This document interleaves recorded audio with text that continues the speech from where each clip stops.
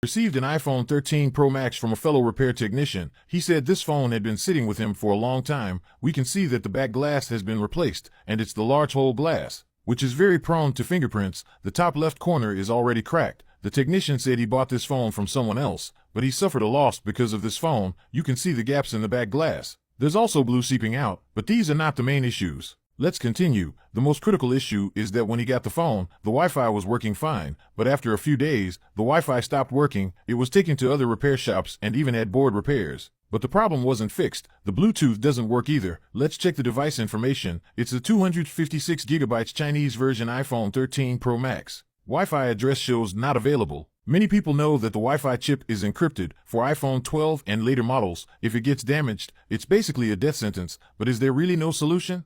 If there is a fix, how can we detect if a second-hand phone's Wi-Fi has been replaced? Opening the phone, the inside is very dirty. The sticker on the motherboard is missing. The battery is slightly swollen. Today, I'll attempt to repair the Wi-Fi of this iPhone 13 Pro Max. And at the end of the video, I'll reveal how to check if a second-hand phone's Wi-Fi has been replaced without opening it. I hope my video helps you, and please like to support me, removing the motherboard. The motherboard has indeed been separated into layers. Both the top and bottom layers have been opened.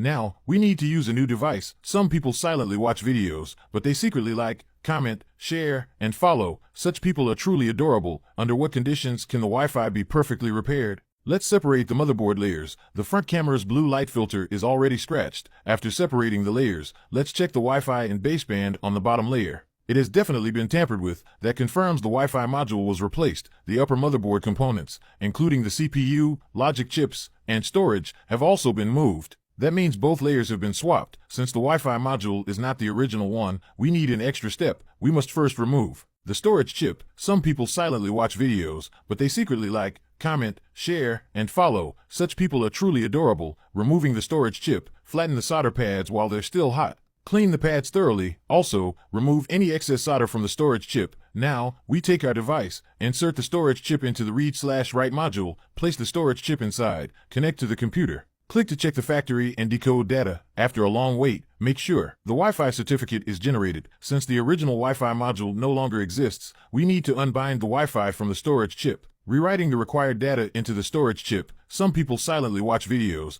but they secretly like, comment, share, and follow. Such people are truly adorable. Now reinstall the storage chip. Sharp-eyed viewers may have noticed, not only did we unbind the Wi-Fi, but also several other components. However, third-party software like iTools won't detect it. Now, replacing the Wi-Fi module. Taking a brand new iPhone 13 series Wi-Fi module, it's a third-party replacement. Installing the new module on the computer, click to activate the Wi-Fi. This step is undetectable for buyers. So how do we verify second-hand phones?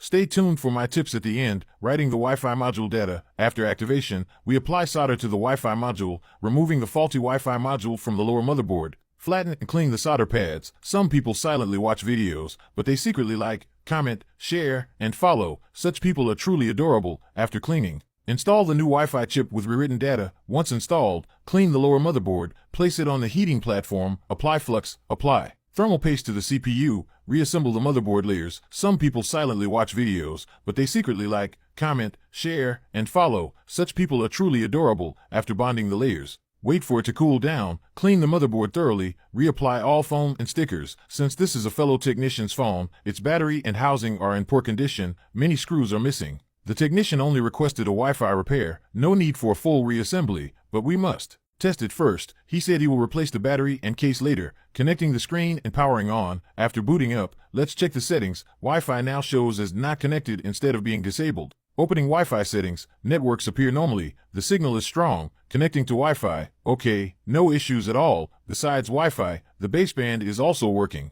Still the same 256 GB Chinese iPhone 13 Pro Max. Asterisk dialing #06 to check IMEI. IMEI appears correctly. Perfectly solved the Wi-Fi issue. So, how can you tell if a second-hand phone's Wi-Fi or other parts have been unbound? Did you learn something today?